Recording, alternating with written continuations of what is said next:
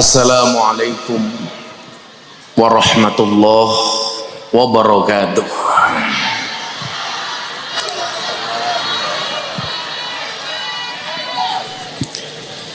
Alhamdulillahil qail a'udzu billahi samil alim minasyaitonir rajim. Bismillahirrahmanirrahim. Qulillahumma malikal mulki tu'til mulka man tasha wa tanzi'ul mulka mimman tasha wa tu'izzu man tasha wa tudhillu man tasha biyadikal khair innaka ala kulli syai'in qadir. Allahumma salli wa sallim wa barik ala hadan nabiyil karim sayyidina wa maulana Muhammadin wa ala alihi wa ashabihil mujahidin at-tahirin. Rabbi shrah li sadri wa yassir li amri wahlul 'uqdatam min lisani yafqahu qawli. Amma ba'du. Hadratal muhtaramin, para masyayikh, para kiai, para alim ulama, tokoh agama, tokoh masyarakat, takmir masjid dan musola yang saya muliakan, para pejabat yang berkenan hadir dalam semua tingkatannya yang saya hormati, segenap panitia penyelenggara pengajian akbar sedulur Mas Hernanda yang bertempat di lapangan sepak bola Gliyut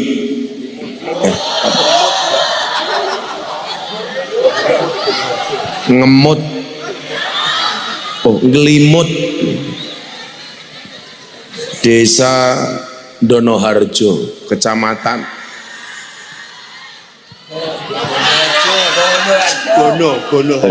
Gonoharjo, Kecamatan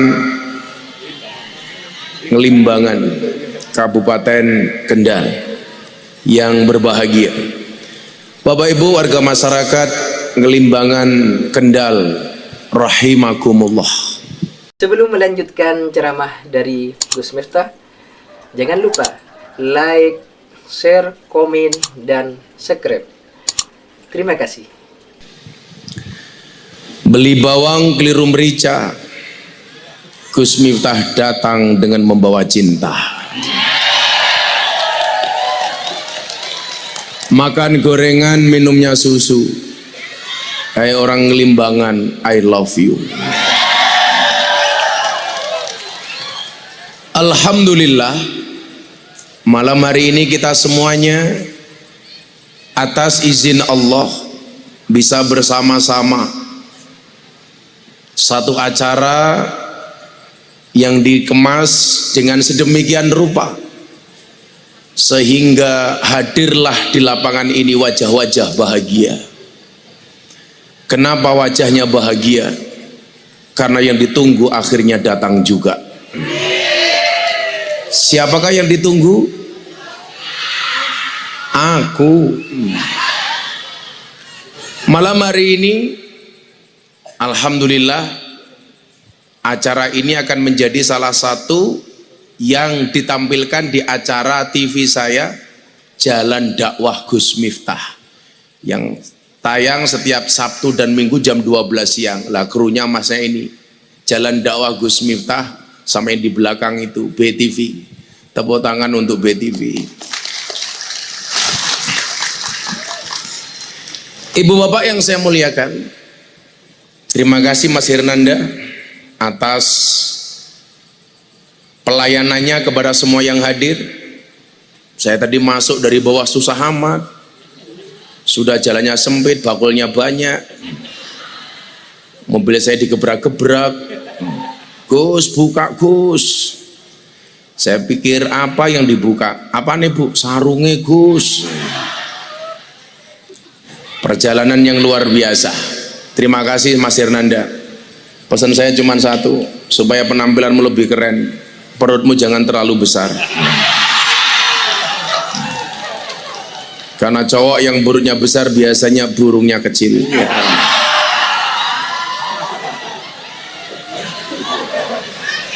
Nggak percaya? Ayo kita sepil. Kuwi kursine digelimpang-gelimpang ki ngopo to kuwi? Lah ya ora ana manfaate to. Umpel-umpelan ya ora apa-apa nggih. Pembatasnya kok ngenyek banget, kursi dimbroke iki lah yang ngenyek banget to kuwi. Kamu jangan sia-sia dengan kursi. Di situ kursi dirobohkan. Padahal Mas Hernanda bikin pengajian untuk cari kursi. Ya. Oh, niku bapak-bapak sing ning kono daripada jerabing lungguh ning kene ora apa-apa. Rene, ora apa-apa. Oleh-oleh sing ora ngolehi sapa. Kayak mbok-mbok maju kene ya ora apa-apa rene. Santai mawon.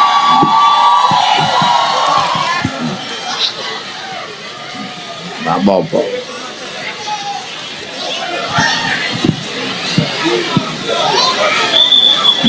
Lek rasa mas sempriti bene wae jarke wae. Ora.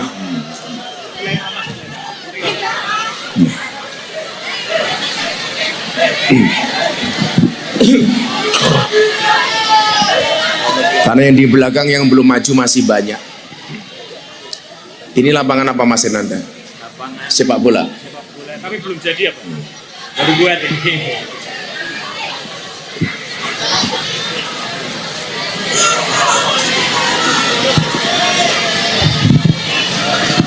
Ayo sudah duduk Bu. Dah boleh maju tapi duduk. Kenapa Bu? Ketutup sound system. Ora urun ngatur-ngatur.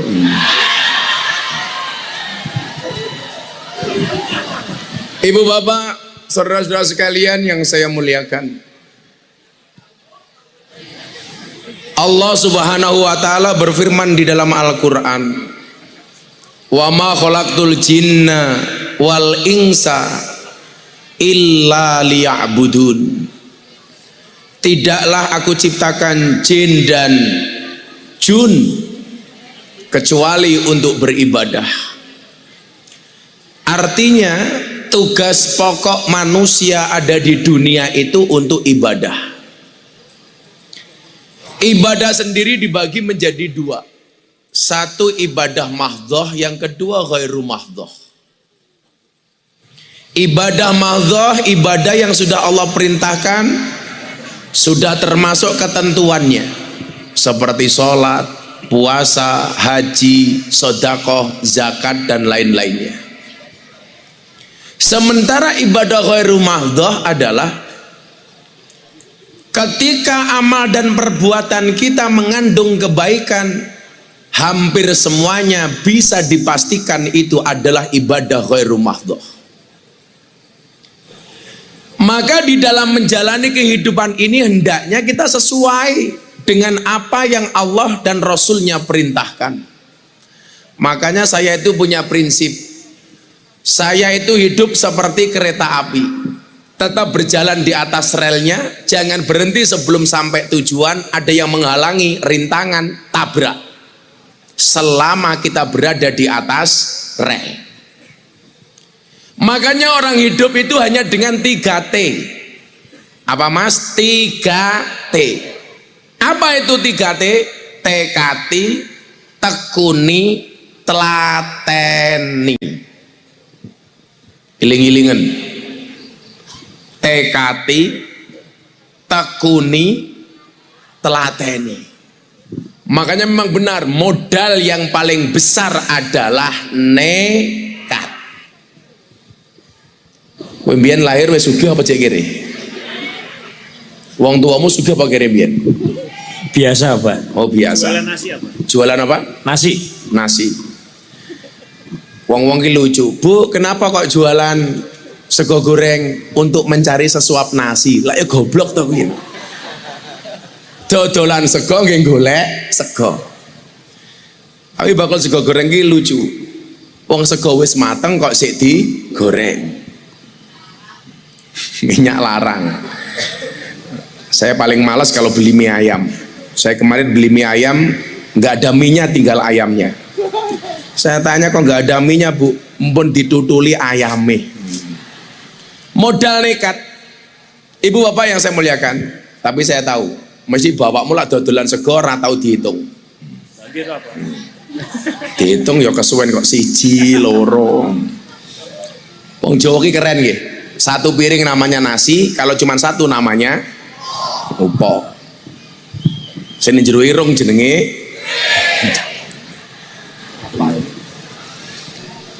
Ibu bapak yang saya muliakan, saya sampaikan begini. Kerja itu ibadah, rezeki itu jatah, kere itu bukan dosa, kaya itu tidak wajib. Sing penting ngadeg jejeg, fokus karo tujuan uripe dewi. Tetaplah semangat. Kula wangsuli cara bahasa Jawa nih. Tekati, tekuni, telateni.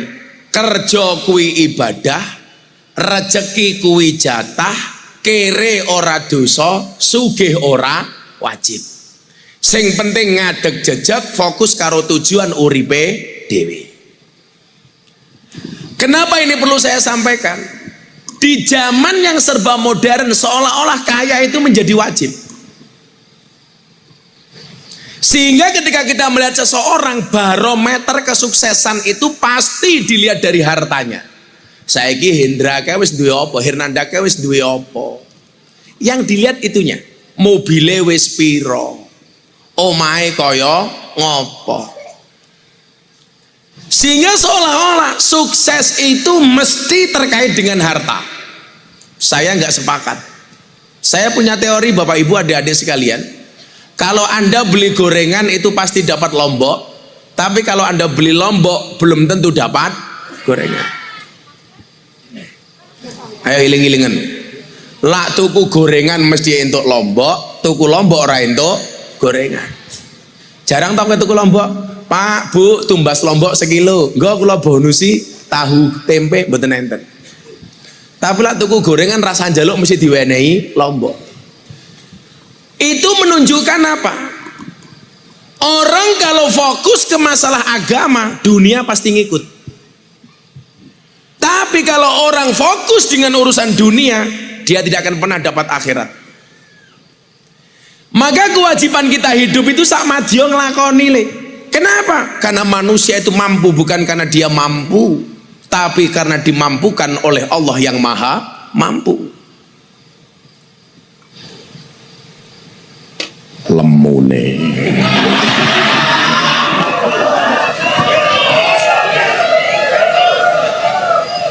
Jadi manggake monggo Gus, meneng wae.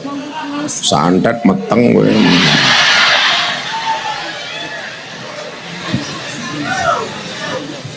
Panggungnya gede, kiyaine ganteng, kopine gelas angkringan. Kere. Ya kudune ya cangkir sing apik, gelas angkringan. Niki lak teng Yogya sakmene iki regane 5.000. Berarti cangkeme kiai ini regane 5.000. Ning kene pira le? 3.000. Ternyata luwih murah cangkemku ngono. Ibu bapak yang saya muliakan, innallaha yu'ti dunya ila man yuhibbu wa man la yuhibbu. Teko meneh. Kamu naksir aku ya? Kamu udah nikah belum? Oh belum. Bungkus. Ganjel to matamu diganjel. Saya pikir pelan-pelan Pak sopir. Ternyata pelan-pelan kamu mencintaiku. Lah wong ngaji kok malah disuguhi mangane kepiye to goblok. Mos aku pengajian karo ngene ora antes.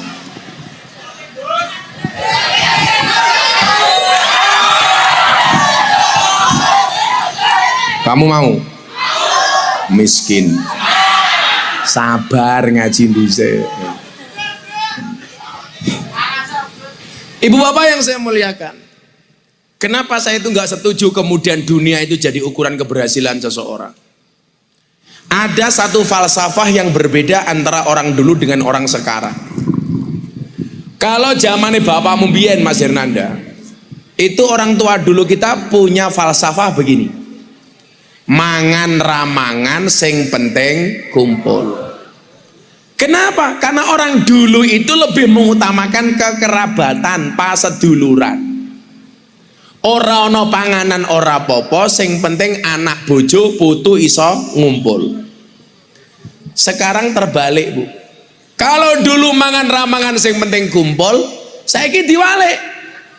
Kumpul ra kumpul sing penting mangan. Jadi kalau orang dulu mengutamakan kekerabatan, wong saiki mementingkan panganan. Bedanya nomor niku. Maka dulu coba Anda lihat, kalau punya bapak ibu punya anak 5, itu bikin rumahnya ya nggak jauh-jauh, cuman di depannya, di belakangnya, di sampingnya. Nggak ada makan, nggak ada urusan, yang penting kumpul. Kekerabatannya ada, tetapi isinya tidak ada. Tapi mohon maaf, keluarganya bahagia. Kalau sekarang orang lebih berpikir ekonomi. Nggak kumpul nggak masalah, yang penting semuanya bisa makan. Makanya kadang-kadang tinggalnya jauh-jauh. Kenapa? Karena yang dia prioritaskan adalah makanan. Maka kemudian yang terjadi apa? Kalau orang dulu banyak yang sakit karena kurang makan, sekarang banyak orang sakit karena kebanyakan makan. Kurang lirik kowe lah, kurang lirik kowe. Saya dulu itu lebih gemuk daripada Mas Hernanda. Berat badan kamu berapa, Le? 90. Saya dulu berat badan saya pernah sampai 108 kilo.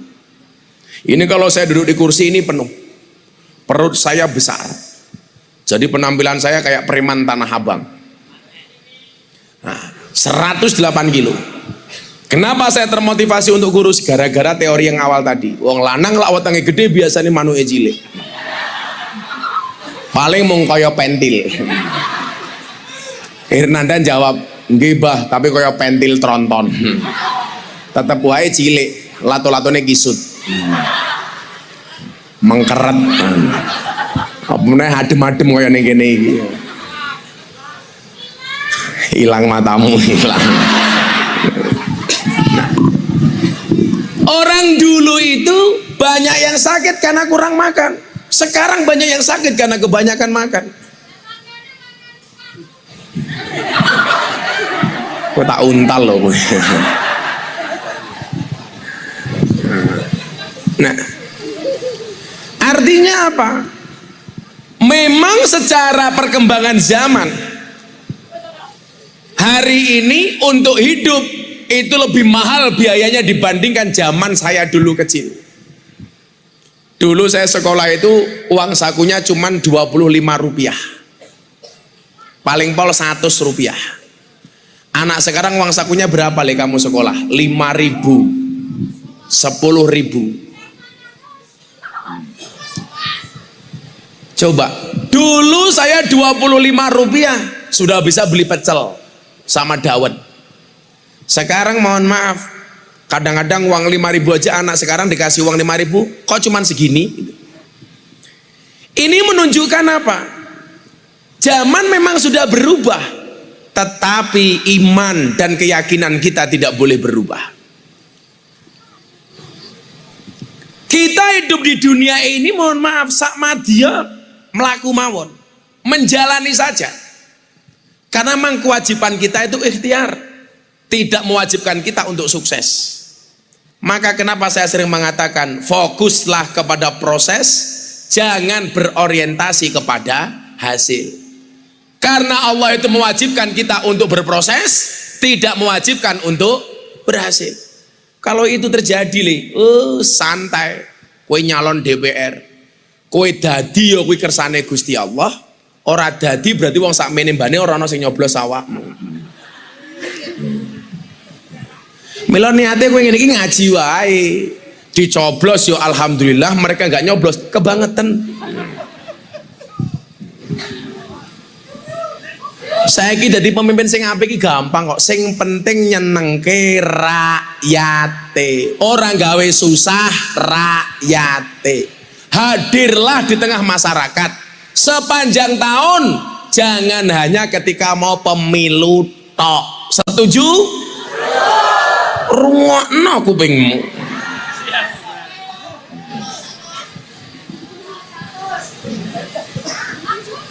Nah, fokuslah kepada proses. Bagaimana cara fokusnya? Yang pertama, punya tekad yang kuat, punya niatan yang besar. Orang besar itu berangkat dari mindset yang besar. Letak adani. Saya sering mengatakan apa? Bermimpilah dalam hidup, jangan hidup dalam mimpi. Anda mungkin mengatakan, saya tinggal ning desa ngene Gus, apa saya bisa jadi orang besar? Sejarah mencatat orang besar justru lahir dari desa.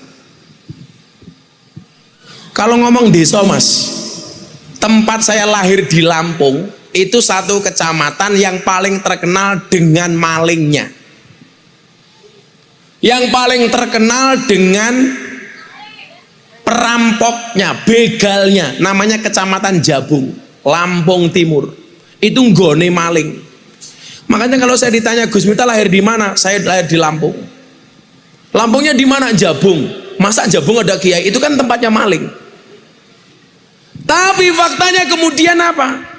Banyak orang yang justru lahir dari pedesaan. Pak Harto dari desa.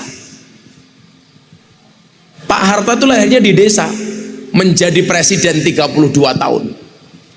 Kalau ibu-ibu mengatakan, Gus saya hanya tinggal di desa, apakah saya bisa jadi orang besar?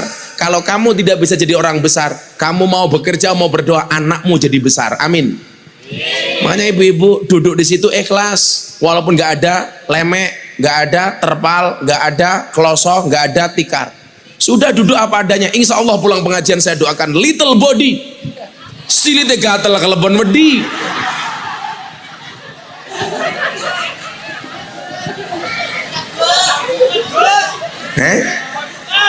Kelebon suket.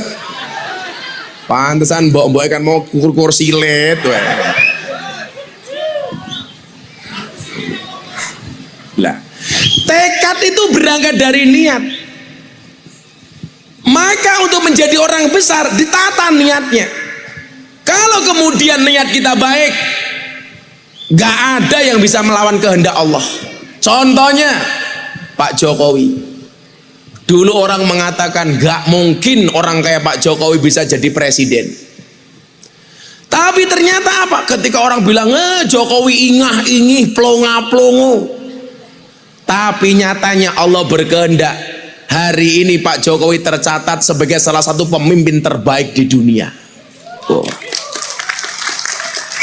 Buktinya apa? COVID-19, Indonesia menjadi salah satu negara yang paling cepat keluar dari pandemi. Dan hari ini Indonesia menjadi macan Asia, termasuk ekonomi yang paling baik di dunia. Kenapa? Jasa dari seorang Presiden Jokowi. Dari Solo, dari Jawa Tengah. Dulu seolah-olah kalau jadi presiden itu penampilannya harus gagah, harus anaknya orang top, penampilannya keren.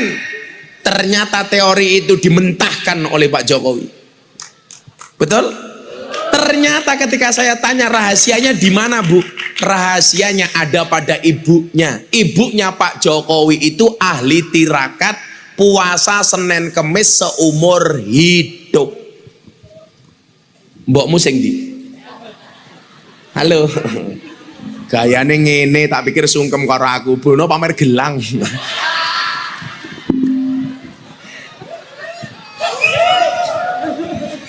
Aku baru sadar, kamu gemuk itu lumrah. Ternyata asalnya dari sana. Keturunan apa? Oh keturunan. Bapakmu yang mana? Almarhum. Oh, udah almarhum. Podo matamu podo gitu.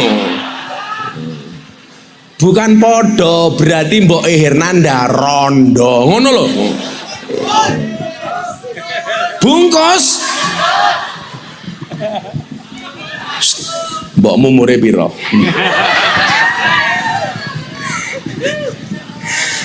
bungkus, mun ketemu rondo bungkus. Nyatane ya rondo iso sukses gede-gede ke anake nggih napa mboten?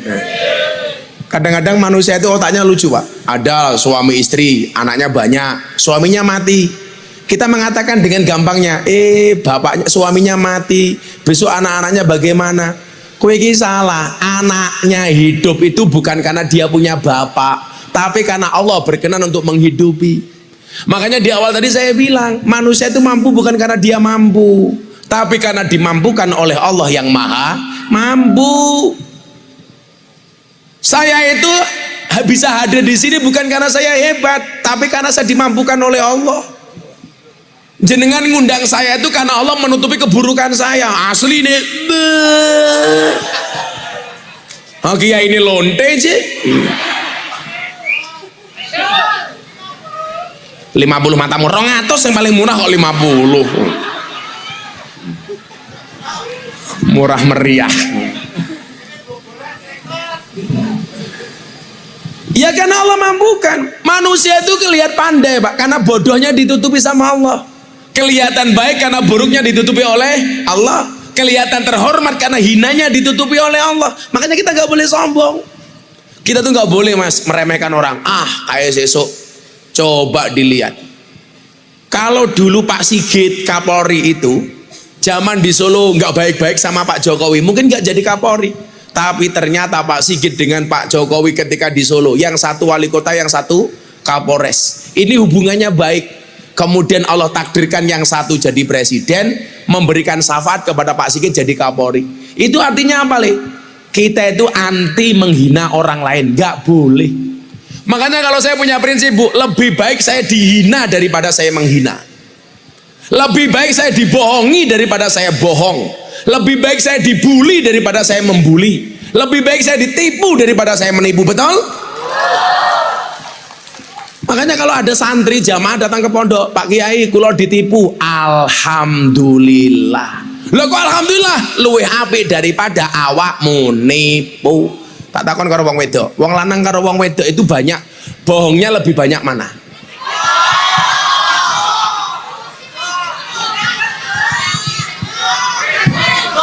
Yang kanan diem dulu, tak tanya yang kiri. Wong wedok, laki-laki sama perempuan bohongnya banyak mana? Laki-laki. Sing kene tak takoni. Wong lanang, laki-laki sama perempuan bohongnya banyak mana? Wedok. Survei membuktikan persoalan fisik perempuan lebih banyak bohong dibandingkan laki-laki. Tapi persoalan hati laki-laki lebih banyak bohong dibandingkan perempuan.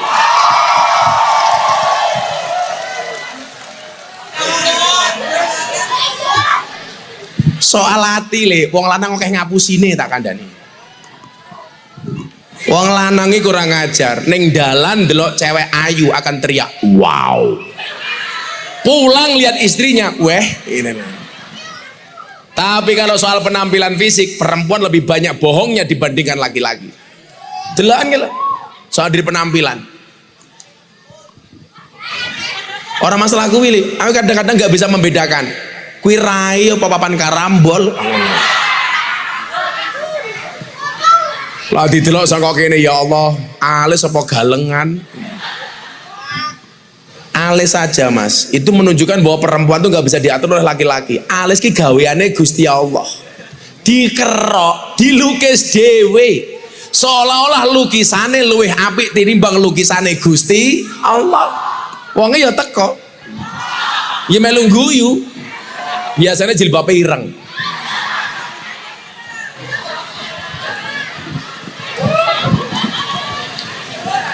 Sing jilbabe coklat insya Allah lebih parah.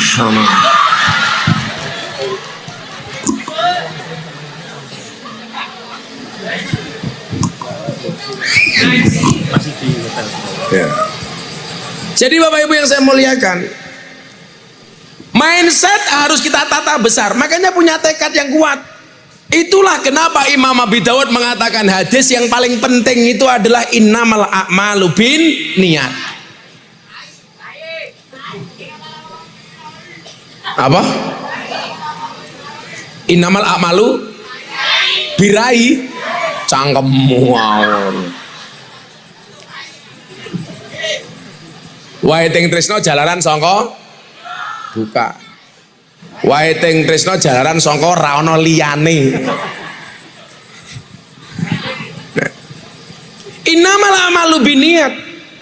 Orang besar itu berangkat dari tekad. Yang pertama adalah niat. Saya dulu kalau nggak ada niat, Bu, berat. Mau sekolah nggak ada biaya, mau kuliah nggak diragati. Tapi saya punya tekad.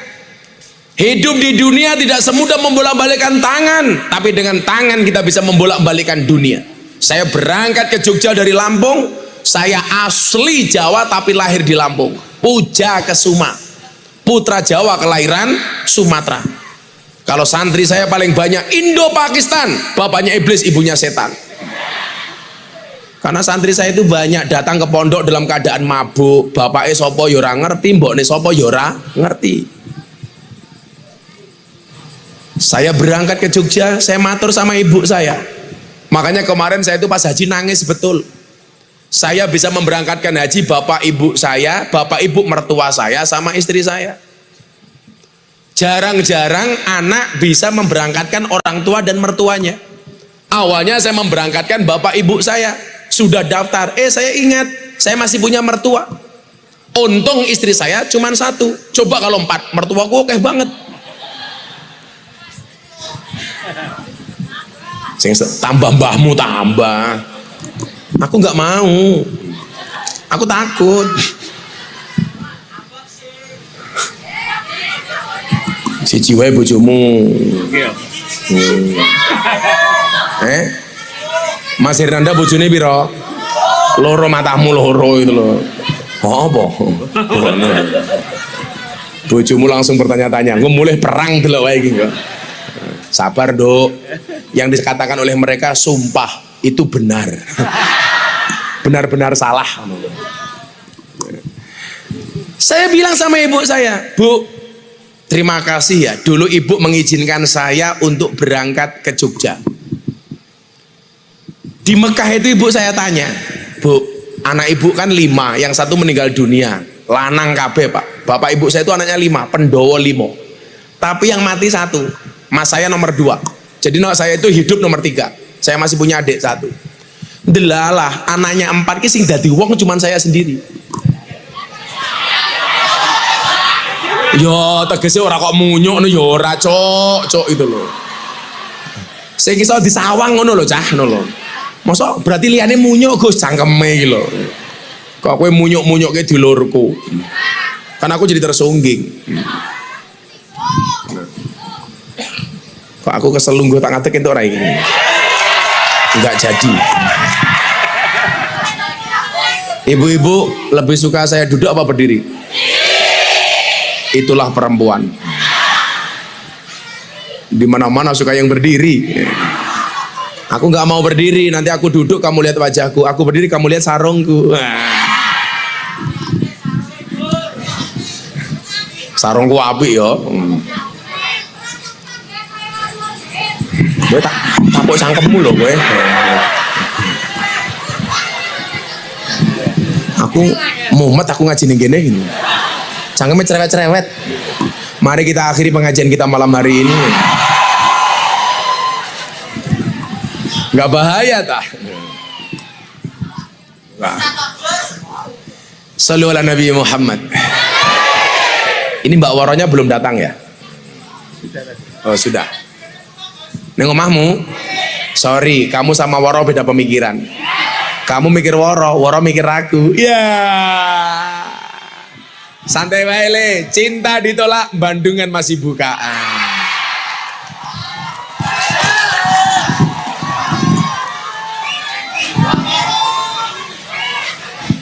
Kamu tahu Mbak Bandungan itu jualannya apa? Kroto. Apa itu kroto? Pakan manuk. Mana siapa manukmu?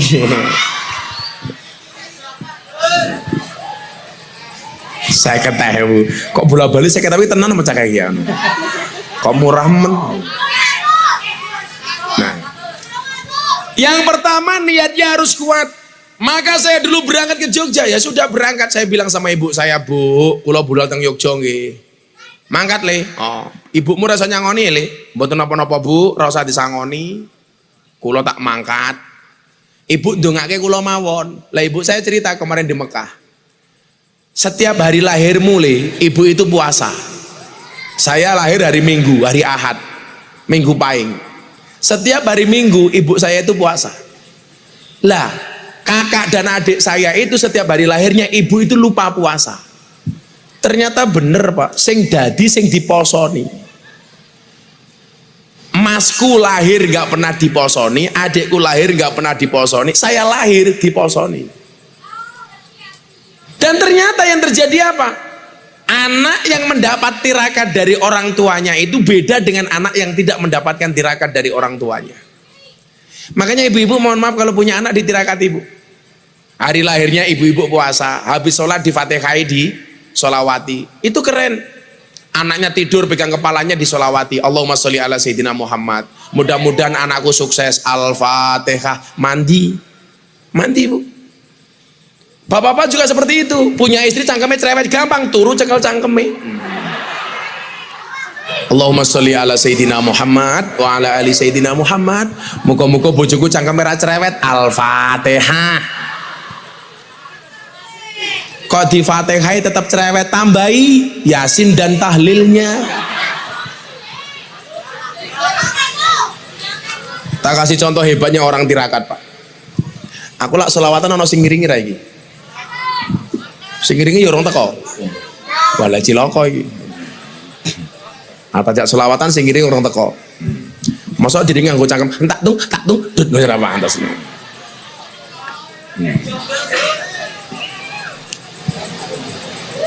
Ternyata belum datang. Saya mau cerita tirakat ben supaya tekadmu kuat. Saya punya jamaah di Boyolali. Boyolali itu kan terkenal Superboy, susu perawan, susu perah Boyolali kok susu perawan. Enggak bahaya, karena laki-laki itu seperti soda. Kalau ketemu susu pasti gembira. Kenapa namanya susu? Karena jumlahnya 2, susu. Kalau 1, su. Kalau 3, susu. Kok tambah A loh. Ini Pak, ya tak ngadeg.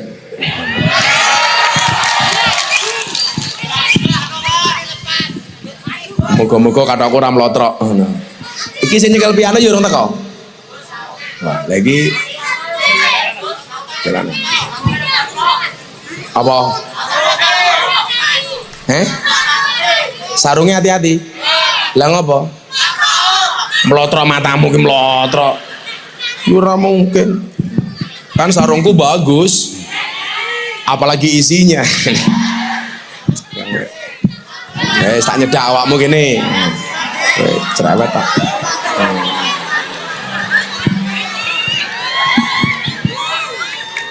Nah. Tak ceritani. Kok meneh. Terus aku mulai cerewet wae wong kene. Saya mau cerita bagaimana tirakat orang tua itu dengan tekadnya bisa menjadikan anak baik. Di Boyolali itu ada satu keluarga Bapak Ibu, pekerjaannya hanya tukang perah susu sapi. Karena susu perah Boyolali. Dia itu keren. Kerennya di mana, Gus? Setiap kali masuk kandang, dia wudhu dulu. Begitu masuk kandang, sapinya dikeluarkan, dia mulai memerah susu sapi dengan membaca sholawat. Anda tahu, dengan tirakat yang secara istiqomah dan konsisten dia lakukan, anake papat dadi wong kabeh. Gara-gara apa? Konsisten memulai pekerjaannya dengan wudhu, dan ketika dia bekerja konsisten dengan sholawatnya. Begitu nyekel susu sapi disolawati, Allahumma sholli wa sallim ala Sayyidina wa Maulana Muhammadin. Diterokke mung setetok. Wa alihi wa sahbihi wa salim ala dawam sat. Coba nyekel susu sapi solawatan. Lah bojomu nyekel ora tau solawat. Mila nyuwun sewu. Gedene anak sesuk dadi kaya ngopo kuwi tergantung TKT wong tuwa. Mila jenengan Bu sing lenggateng mriki nyuwun sewu, diniati, ditekati. Niki tirakat sesuk anakmu dadi wong gede kabeh. Amin. Lho, umpama kaya saniki Mas Hernanda dadi anggota DPR, bukan semata-mata karena dia hebat, mungkin mbokne mben yo duwe tirakat. Senajan to ya lemu. Loh, kita nggak pernah tahu biyen mbok niki mbungkus sego kira-kira ndonga apa nggih apa mboten Bu? Nggak mungkin enggak. Saya itu punya teman dulu Pak. Kalau bikin bakso, beliau penjual bakso. Setiap kali gelintiri bakso niku sekali gelintir sholawat sallallahu ala Muhammad pluk, sallallahu ala Muhammad pluk, sallallahu ala Muhammad pluk. Baksone laris. Begitu tiba tengah anake ra tau tirakat, ra tau sholawat, tutup. Ini menunjukkan apa? Dongane wong tua niku penting. Malih contoh, ada imam namanya Imam Ahmad bin Hambal. Beliau dikenal dengan nama Imam Hambali. Imam yang terkenal itu kan ada 4. Imam Hambali, Imam Maliki, Imam Hanafi, Imam Syafi'i. Di Indonesia ada lagi satu yang terkenal, Imam Samudra. Tukang ngebom zaman biyen. Wong wis mudhar saiki. Mbah ketemu bidadari apa setan radong aku. Niki Imam Ahmad bin Hambal nyuwun sewu. Satu ketika dia pergi ke sebuah daerah. Sampai daerah itu sudah kemalaman Bapak Ibu, akhirnya tinggal di masjid. Orang yang berada di masjid itu nggak tahu bahwa yang datang ini adalah Imam Ahmad bin Hambal. Setelah sholat Isya, beliau tidur di masjid, diusir Pak. Pak, Anda nggak boleh tidur di masjid. Dilarang tidur di masjid. Demi Allah saya paling nggak suka dengan masjid yang takmirnya melarang orang tidur di masjid. Saya sekarang banyak masuk Pak, kalau saya kebelet pipis, itu lebih suka mampir pom bensin dibandingkan masjid. Kenapa? Karena banyak masjid yang ditutup. Alasannya apa? Takut ada maling masuk.